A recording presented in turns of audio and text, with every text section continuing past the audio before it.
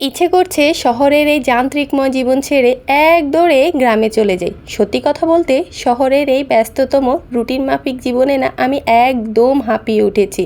তাই কি করি, মোবাইলের গ্যালারিতে লাস্ট টাইম বাড়ি যাওয়ার যে ভিডিওগুলো করেছিলাম সেগুলাই দেখা শুরু করি। আর এগুলো যখন দেখতে থাকি তখন মনে হয়, ইস, এখন যদি আমি আবার যেতে পারতাম, যদি একটু দৌড়ে গিয়ে বাবার কবরের পাশে দাঁড়িয়ে বাবার সাথে একটু কথা বলতে পারতাম, মায়ের রান্না করাটা কাছে বসে দেখতে পারতাম, মায়ের হাতে সে মজার খাবারগুলো আমি খেতে পারতাম, আমার ভাই বোনদের সাথে সুন্দর সময়গুলো কাটাতে পারতাম, তাহলে কতই না ভালো হতো। এই কথাগুলো যখন চিন্তা করি এক মুহূর্তের জন্য ছোটোবেলাতে ফেরত যাই। আমার ছোটোবেলাটা বেশ সুন্দর কেটেছিল, হাসি আনন্দ মজা কী না ছিল জীবনে। সত্যি বলতে জীবনে ভালো থাকতে কিন্তু অনেক বেশি কিছুর প্রয়োজন হয় না, সেটা হয়তো এখন অনেক ভালো করে রিয়েলাইজ করতে পারি।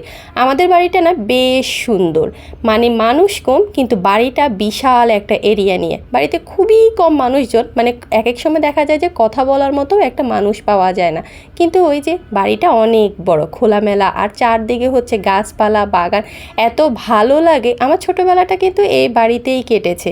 তবে আমি এখনও বাড়িতে গেলে পুরো বাড়ির আশেপাশে সব দিকে ঘুরে দেখি, বেশ ভালোই লাগে। কিন্তু নিজের বাড়ি বলে কথা, বাবা না থাকুক কিন্তু মা তো আছে, আর বাবা মা যতক্ষণ আছে ততক্ষণ কিন্তু মেয়েরা বাবার বাড়িতে গিয়ে যেতে অনেক বেশি আনন্দ পায়।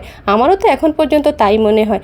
আসলে এখন হয়তো ব্যস্ত হয়ে গিয়েছি নিজের জীবন বাচ্চা সংসার সব কিছু সামলাতে গিয়ে, কিন্তু কোথাও না কোথাও কিন্তু বাবার বাড়ির প্রতি টানটা এক বিন্দু পরিমাণও কমেনি।